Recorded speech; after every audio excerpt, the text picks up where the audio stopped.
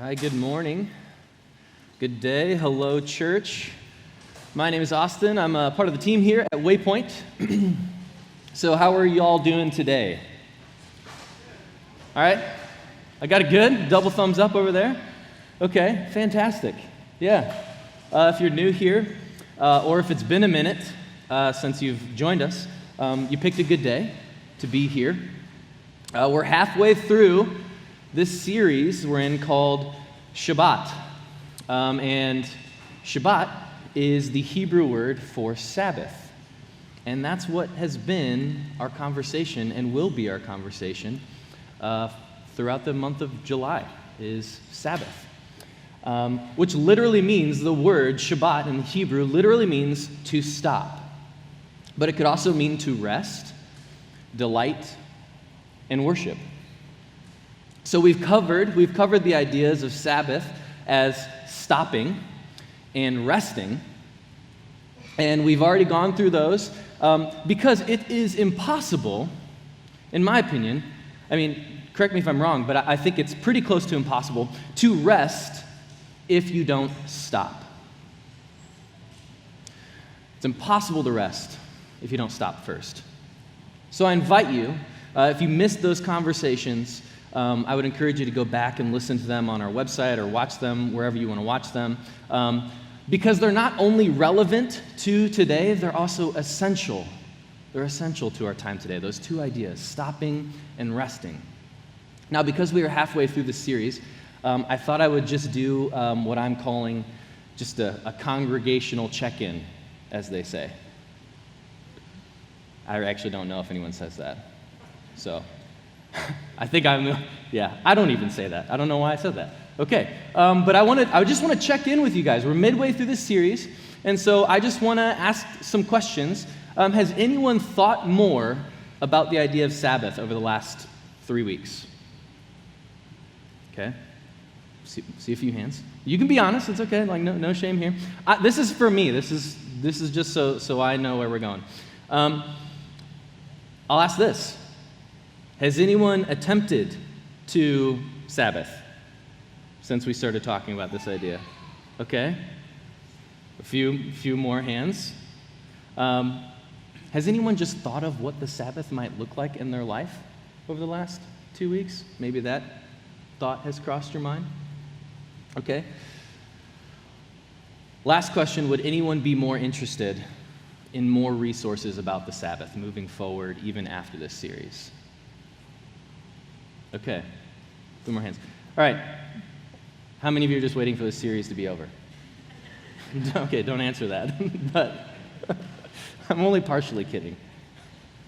And the reason, actually, I'm being kind of serious with that one. I'm only partially kidding because ideas like stopping, ideas like resting, these are pretty countercultural ideas. It's kind of been where we've started our conversations in the last 2 weeks. For many of us, even if we could stop, had the time to stop, or the space or freedom to, I'm becoming increasingly more convinced that we wouldn't even know how to. And rest. We talked about rest last week, and we said, rest, it sounds really good, and we genuinely do want to rest. But more often than not, it's really just something that we hope we can do someday. Someday when I'm not busy, it'll be never. Right? We're inundated with busyness. Okay? It's a part of our lives. And so rest just ends up being reserved for those who have passed, right? They've earned it. Eternal rest. Yeah. You can sleep when you're dead, right? Isn't that how it goes? And so my point is, because Sabbath invites us to stop and rest, most of us won't. Obviously, I hope and pray that isn't true, but the reality is we love the ideas of Jesus and the ideas that he has, but more often than not, we resist and even resent his ways. Why? Why is that? Because they invite change. They invite change. And it's not just the instant gratification of information and insight. That's his ideas, right? Jesus has got great ideas, but that's not all that he invites us to. He invites us to change, not just like mental assent or understanding, right? But embodied by transformation and change, real change, actual transformation. A new creation is what Paul says in 2 Corinthians. But because transformation and change aren't instantly gratifying, many of us don't. And sadly, some of us think we can't. Change and transformation is a long and often painful process, and while it might not be instantly gratifying, the outcome, however long it takes, will be exponentially more deeply gratifying. Sabbath invites change. It also requires preparation, discipline, and boundaries, and we kind of covered those loosely last week, which of course are all things that we naturally love, right? Some of y'all are sleeping this morning. Is it just the summertime? Is that like, are we late night last night? But I won't take it personally, okay? I'm glad that this is a safe place for you to close your eyes and let God be God, okay? Right? But preparation, discipline, and boundaries are hard because they force us to deny our desires, and they infringe on our freedom. And we love our freedom. We love the freedom to satisfy our desires, to do whatever we want, whenever we want. Except Sabbath is meant to be a day set apart, a day unlike the other 6, blessed and holy. In order to stop and rest one day every week, you are going to have to prepare. You're going to have to set boundaries and have the discipline to resist, just like we talked about last week. And I'm convinced that's why most people don't practice Sabbath. Because it's hard.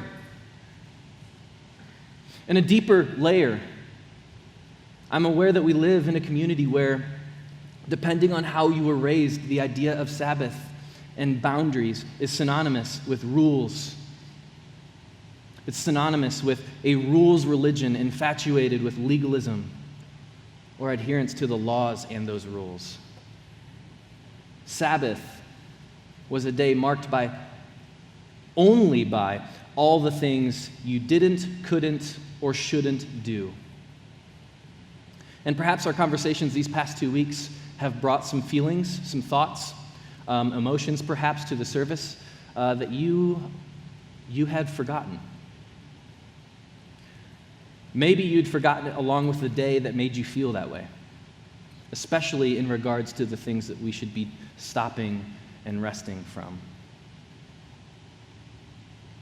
And so whatever it is, whatever feeling, guilt, shame, frustration, or anger even, I want to take a second up here to say thank you.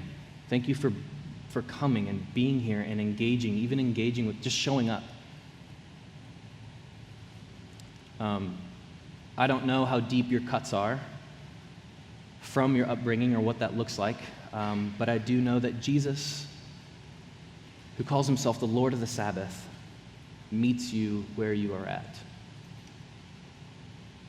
And so I'd like to reread his invitation to us once more from Matthew chapter 11 this morning before we really dive in. This is from the Message.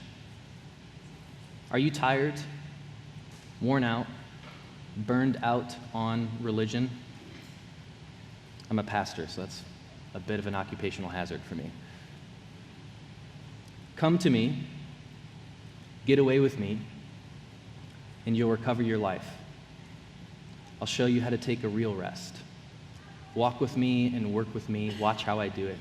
Learn the unforced rhythms of grace, and I won't lay anything heavy or ill-fitting on you. Keep company with me, and you'll learn to live freely and lightly. I'd also like to share an excerpt from Wayne Muller's book called Sabbath, and it's this. The God who made the Sabbath is not a cranky schoolmaster, always forbidding, coercing obedience, and watching sniveling subjects slinking around in a cowardly compliance. The Sabbath commandment comes from a kind, wise teacher, who does not like to see us suffer. Let me make it easier for you, God says. If you work all week and forget to rest, you will become brittle and hard and lose precious nourishment and joy. He goes on to say, forgetting the Sabbath is like forgetting to unwrap the most beautiful gift under the tree. And I love that. And so whatever your experience is, your history is with Sabbath, I implore you not to forget the Sabbath. And I invite you to remember that Sabbath was a gift long before it was ever a command. It was a gift. Most of our time spent around the idea of Sabbath in this series so far has revolved around what we don't do. And that's been fun, right? I will say I've been ready to get past those first 2 weeks. So what do we do on the Sabbath? What do we do? And if Sabbath is a gift, what does that mean? I want to ask this: what's the best thing that we can do with a gift? Or how can we best show appreciation for a gift that we receive? Any thoughts? Someone said thanks. Yep. I think that's a start for sure, absolutely. But have you ever gotten socks on Christmas? Most of us probably have, or we've gotten something that we're like, oh, thank you. I love it. Right? Where's the next gift? Okay, so, right, it's one of those things, especially with socks. You get those, well, actually, I really like socks, and I need socks. I'm one of the guys, maybe your kids are like this. I grew up to just be a guy that loses his socks. I don't know where they go. I think my dog might eat them. I don't know. That's what I tell my wife, Morgan. But anyway, we're just like, thank you so much. Yet compare that to, for me, opening up a Nintendo 64 in 1999, right? Some of you know what I'm talking about. For some of you, well, it's like a Sega Genesis. I don't know how old you are. I don't want to label or date you, okay? Maybe that dated me. I don't know. Or like a G.I. Joe set with the tank or the helicopter, right? Or the Star Wars Lego Death Star replica, right? Man, even if I got that today, I would freak out. Like I would lose my crap. Honestly. And so I wouldn't just say thank you, I would be tearing that thing open right away and being ready to just enjoy it right away. I'd be putting it together while opening up another gift. The best way to show appreciation for a gift is to thoroughly enjoy it, to delight in it. What we are supposed to do on the Sabbath is enjoy it. Delight in it. Go with me to Genesis, starting in chapter 1, verse 31. And if you can't tell, we have this series just has a home base in certain verses. Rest is riddled throughout the scriptures. We could have gone into Mark 2. We could have talked about things that Paul says about rest, but these are foundational verses for us in this series. And so you might be getting tired of it. You're like, man, Austin, can we just get some real Bible preaching up here? The reality is these ways and practices of Jesus that God put into the fabric of the universe are so important to us. We can come every Sunday and hear a new message and consume a new message every Sunday, but if we never live that out in our lives, we won't change. We won't transform. A new creation. I'm convinced Sabbath is something we can do to help us grow and be transformed more into the person of Christ. So that's why we're grounding ourselves in these few scriptures. This is Genesis 1:31, starting there. God saw all that he had made, and it was very good. There was evening, there was morning, the sixth day. Thus the heavens and the earth were completed in all its vast array. By the seventh day, God had finished the work he had been doing. So on the seventh day, he rested from all his work. Then God blessed the seventh day and made it holy because on it he rested, Sabbath, from all the work he had created, from all the work of creating that he had done. As you know, the word translated rested is Shabbat in Hebrew, and while, again, it literally means to stop or cease or finish, or to rest in this case. It also has the idea of celebration, that God delighted in all his work. The idea here isn't that God was exhausted from all his work and needed a break. It's more like the feeling that you get after mowing the lawn, blowing the grass, pulling some weeds. The lines are clean and straight, right? The grass is blown off the sidewalk. Your landscaping looks great. I guess I'm just talking to the guys in the room. I don't know, maybe some of you ladies enjoy that. Maybe it's cathartic for you too. I think it's very cathartic, right? And so it just looks cleaned up. It looks beautiful. It looks good. And you sit down on your porch with a cold drink and you just enjoy it, the work that you did. Or it's that feeling when you finish or complete a work project that was months long, and so you throw a party with your coworkers. Or you've just finished a hard season of life and you just kind of get to breathe for a while. That's the feeling of Sabbath. Another thing I want to point out is that God blessed the Sabbath day. The word blessed is the word Baruch here. The word Baruch can be translated to bless, but also to make happy. The Sabbath is a happy day. An entire 24-hour period of time. Some of us can't do a full 24-hour period. I get that. We've encouraged you or invited you to even just an hour, okay? But it's time set aside to follow God's example, to stop, to rest, to delight. To delight in God's world is to let your mind focus on all that is very good in the earth. Because it's so easy to lose sight of how much goodness there is in our lives. Neuroscientists tell us that our mind is drawn to the negative over the positive at a rate of around 14 to 1. 14 to 1. And then there's your mother-in-law, where it's more like 99 to 1. I don't know. Brenda, if you're listening, it was a joke. Okay? I'm kidding. On the Sabbath, though, we discipline ourselves to remember, as the Sabbath command has it, just how many blessings or happy things we have in our life. Finally, we delight in God himself, in the access we have through Jesus' death and resurrection, and the coming of the Spirit. We delight in God himself, and especially on the Sabbath. We get to participate in the flow of love and joy and peace between the Father, Son, and Spirit, that community and that communion, by setting our life before God and lifting up our heart to him in prayer and saying, God, this day is for you. It's set apart. It looks different for you. Many of us have yet to learn how to enjoy God. Right? Believe in him? Yeah, that makes sense. Learn from him? Yeah, Jesus has great teachings. Okay? God's story throughout history. It's a part of mankind's story. Okay? We can learn from that. Obey him? Yeah, okay. Delight in him? I don't know. What does that mean? What does that look like? The longer I follow Jesus, and the more I give my life to him, the more I give in prayer, silence,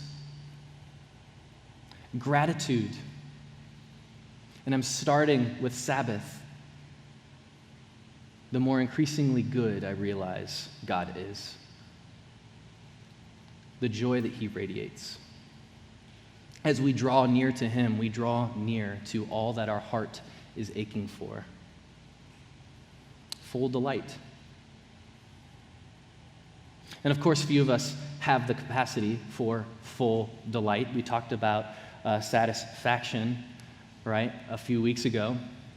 But I love the way that Dan Allender puts this in his book called Sabbath. It says, the Sabbath is an invitation to enter delight. The Sabbath, when experienced as God intended, is the best day of our lives. Without question or thought, it is the best day of the week. It is the day we anticipate on Wednesday, Thursday, Friday, and the day we remember on Sunday, Monday, Tuesday. Sabbath is the holy time where we feast, play, dance, have sex, sing, pray, laugh, tell stories, read, paint, walk, watch creation in all its fullness. Few people are willing to enter the Sabbath and sanctify it, to make it holy, set apart, because a day of delight and joy is more than most people can bear in a lifetime, let alone a week.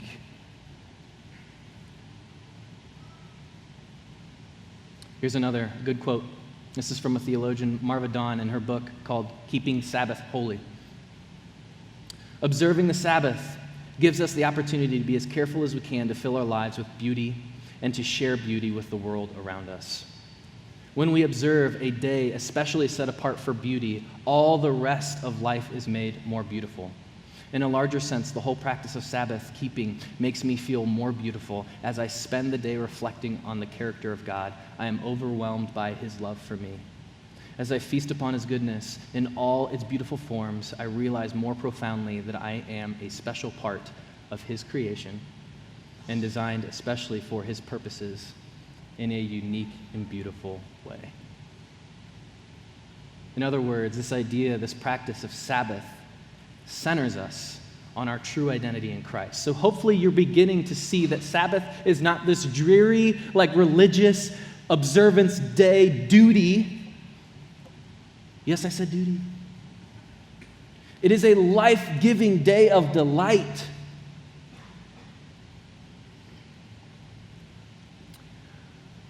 How do we delight? How do we delight? Because this joy, this idea to enjoy a day, enjoy God's, is somewhat foreign to us, but it's not only foreign to us, it's foreign to our culture especially, and even to our brains, right? Remember 14-1, or your mother-in-law, 99-1, I don't know. A few things I want to invite us to think about, maybe even do. First one would be slow down. Hurry and joy are incompatible. Hurry and joy are incompatible. It's like when you're trying to rally the kids to get somewhere, you are not joyful. Some of you laugh because you're in that stage of life right now. You and your spouse, especially if there's a bad comment that you shouldn't have said, and you know you shouldn't have said it, but it came out because you were hurried. Hurry and joy are incompatible. Delight demands that we slow down and savor the goodness of each moment. I love this quote by Corrie ten Boom. I think I have it on there. It says, "If the devil can't make you sin, he'll make you busy." And busyness ultimately has the same effect in our lives. Busyness and hurry, they both cut us off from the connection to God, to other people, and even to our own soul. So first, we got to slow down. If you're a type A, get her done, impatient kind of person by nature, this is going to be a little bit difficult for you. Okay? If you're not the kind of guy that likes to stop and smell the roses, or gal, this is going to be a little hard. And so I would encourage you to make this a part of your daily prayer, whatever this looks like, to ask Jesus how to slow you down. And then be aware of when he does. Because it might look like slow traffic. That's a real one. It might look like, oh man, the list could go on for me. But when God tries to slow you down, or when he does, be open to it, especially if you asked for it. Secondly, it will require us to put boundaries around our day. To enter the Sabbath delight, it's going to require us to say no to some things in order to say yes to other things, more importantly, things that lead us to joy. Marva Dawn writes once again, she says, "We don't know how to feast because we don't know how to fast." In my opinion, if this isn't the epitome of our culture, meaning we don't know how to savor each bite of food because all we do all week is indulge. From binging on Netflix to being overly busy with too many people and things that we just lose time for our most precious relationships. Part of Sabbath is learning how to slow down our life overall, but it's also learning how to live in moderation during the week. In order to turn Sabbath into a discipline, or a discipline of celebration, which is what theologian Richard Foster calls it, a way to bring joy into your life. In order to turn Sabbath into that, we have got to learn to slow down and live in moderation. Remember that quote from week 1? You probably don't, but I'm going to share it with you anyway. People who Sabbath live all 7 days differently. And I think that's really important for us to remember. But this is going to require boundaries during the week and on Sabbath. And so a good beginning, a good place for you to start, that Morgan and I actually, my wife Morgan and I, we just did this last night, is to make 2 lists. Or we started it. We didn't write the lists, but we had the conversation. She's not in here. But it's a list of I will list and an I will not list. And so as you are developing your 2 lists, it can be a bit tricky to discern if an activity is a good fit for the Sabbath, right? And so I would just run every potential activity through this grid of stop, rest, delight, and worship. Is this stopping? Is this stopping what I normally do during the week? Okay? So if you're a mechanic, if for you to work on your car on the Sabbath, is that stopping? Okay, but if you're a mechanic and you love gardening, go for it. Right? But if you're a landscaper, you get what I'm saying here? Maybe wait for a better time. Or maybe try to prepare your week a little better as well. Do something else. Do something that is stopping, resting, delighting, and worship. Run it through that grid. Is it resting? Am I resting when I am doing this? Do I feel at rest, or is it reminding me of the work that I have to do throughout the week? We talked about how it releases the same chemicals in your brain. When you are at home resting and the thought of work comes in your mind, you get the same chemicals in your brain as you would if you were sitting at work, at the office, doing the work. And so it's important for us, is this resting? And then second, is it delighting? Does it spark joy? Is this worshiping? Does it connect me more deeply to God? And this isn't about legalism. It's actually about the freedom to enjoy the Sabbath free of care because you know God cares and you know God's got this. It's a trust exercise as much as it is a practice to grow in our relationship with God. A good friend of mine shared this week, actually last week, that he just decided to put away his to-do list entirely. I'm not even going to look at it. I'm like, this dude, type A, up there at the top, loves to get stuff done. Like that. I don't know what it is for you, but it might be something like that.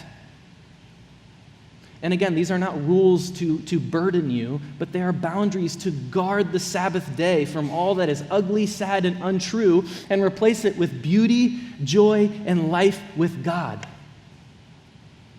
Third and finally, it's going to require yourself to give yourself joy, to find joy in some things. And so I think a good place to start with this is a question. Again, I think good questions lead to good answers. Even better questions lead to even better answers. So ask yourself this: what could I do for a 24-hour period that would bring me deep joy in God? Okay? The Sabbath. It is a day of joy. So let's find things to enjoy on your Sabbath. Psychologists, they call this thing when you kind of set apart a bunch of things that you really enjoy, whether you do this for your birthday or for your anniversary, and you just do it because it's your birthday or because it's your anniversary. They call it pleasure stacking. When you go to your favorite restaurant, you have your favorite dessert, you're with your favorite people, right? You're doing your favorite thing because it's my birthday and I want to do it that way, right? So they call us pleasure stacking. The Sabbath, friends, is a day for pleasure stacking. Eat the foods you're not supposed to or that you don't normally eat during the week. Have dessert twice, or just have dessert in general if you don't have dessert, okay? But find something. No offense, if you're full-on keto or gluten-free or dairy-free, because maybe if you have a medical reason, by all means, stick to it. But if you don't, because you're just like, I want to be healthy, guys, you really can't do a Sabbath feast without having the good stuff, okay? You gotta enjoy it. Okay, and I'm not talking about like full-on hedonism. Okay, this is all in the boundary of Sabbath, practicing Sabbath. Okay, it's a day for pleasure. So here are a few traditional ideas for us. Feasting, right? Feasting is by far the most popular. This is start your Sabbath or end your Sabbath with a meal that you love, food that you love. Second would be community. Celebrate or enjoy the Sabbath with people that you love. Gratitude. Gratitude is a practice by which we focus on what we have, not what we need, lack, or want. And as a result, we realize just how rich our lives are. Play. Play with your kids. Go golf. Play. Have fun. Make love to your spouse. In ancient Jewish writing, there's a practice where every Friday, there's a sect in the Jewish practice, every start of Sabbath, that's when traditionally the Jewish Sabbath starts as Friday night to Saturday night. It's a part of it, it's in the book of law for them, you have sex with your spouse. Some of you guys are sitting here like, honey, it's Sabbath. That'll be the day to look forward to. All right, I digress. We need to keep going here. But it's pleasure stacking. This is talking about things that God created us to enjoy. Some sects of Jewish would say it 4 times. I'll leave it at that, okay? Last one, nature. Anything beautiful, anything wonderful out in nature, find. Go on walks, trails, bike ride. Experience God's creation. And take it in. Observe it and take it in. All of it is just a wonderful, wonderful thing for your soul. Right? And there's so much more that we could add to this list that are on a traditional list. You know, art, poetry, music, singing, dancing, laughter, walking, picnics, flowers, sweets, time with family, friends outdoors, watching sunsets. Like, find stuff that you enjoy and do those things. Now, the reality is sometimes the Sabbath comes in a season of life that is full of sadness or just craziness because of overwork or overactivity during the previous 6 days of the week. And on Sabbath, we just crash. We just crash. And our bodies are we can't even play with our kids. Like, we're just tired. We're just in a slump. We have seasons of this. And often on the Sabbath, when we have space in the quiet to just breathe, when we create that space, what can happen is the feelings that we've been running away from, the feelings that we've been suppressing, the feelings that are there but they haven't caught up to us yet, well, they catch up with us. There's a phrase for this called the Sabbath sadness. And the key is not to fight the Sabbath sadness or let it discourage you as if the Sabbath isn't working for you, it's just not for you. But rather, let it pass over you like a wave, like the tides in the seasons of life as they change and move. Let it pass over you. Jesus' desire for us isn't for us to bypass our pain or suppress our pain or get stuck in it, but to go through it and in time come out this other side.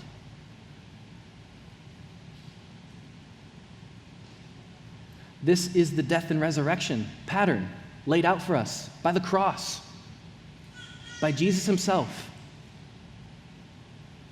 Delight is not a denial from pain or of pain. It's determination to move through the pain, courageously and honestly and patiently, and into delight, into joy. This is why the Sabbath comes every 7 days, to remind us of the goodness of our life with God in all the seasons of our lives, including the ones that don't feel very good. Sabbath comes at the end of a great week and at the end of a terrible one, when we've finished all the things on our to-do list, or when we're completely overwhelmed by it. When there's a reason to celebrate and there's a reason for sorrow and mourning. In the long, sunny, hot days of summer and in the short, dark, cold days of winter, when all is well and when all is falling apart, Sabbath comes to remind us that it's okay to not be okay sometimes. in those seasons where our prayers are unanswered, our dreams are crushed, when we feel God's absence more than we do his presence, the Sabbath comes like a rhythm. It comes, and with a sense of peace, of trust in God, despite our circumstances, not because of them, Sabbath comes. And Sabbath, it teaches us to delight and be happy in all the seasons of our lives. Or as Paul said, to rejoice, like to have joy in the Lord always. And this is the invitation of Jesus, to come, to find rest for your souls, to learn from this 6-day, 1-day work-rest pattern. There is a time for work, for sweat, and fasting, and lamenting. There is a time for all seasons. And there is a time to stop and rest and delight and rejoice. Amen?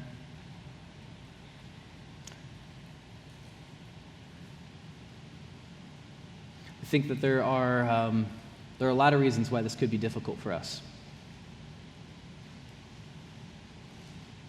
And so I invite you, as we move into this time of worship, band, you guys can make your way up on stage.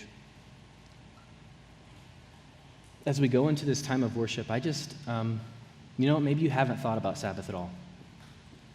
That's okay. Jesus meets you where you're at, friends.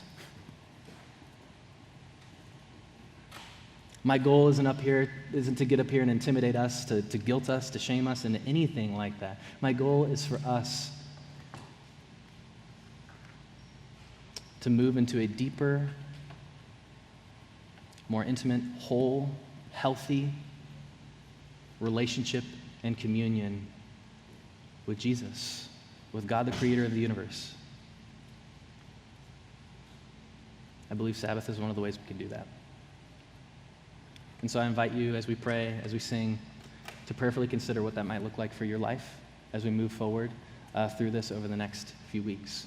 More specifically, next weekend, it's going to look really different. Obviously, Gary already told you we're going to be outside, so dress accordingly. But I'm calling it a Delight Sunday. So that's what we're going to do. We're going to come, we're going to worship together. I'll remind us why we're all there and why this looks different. But we're going to feast.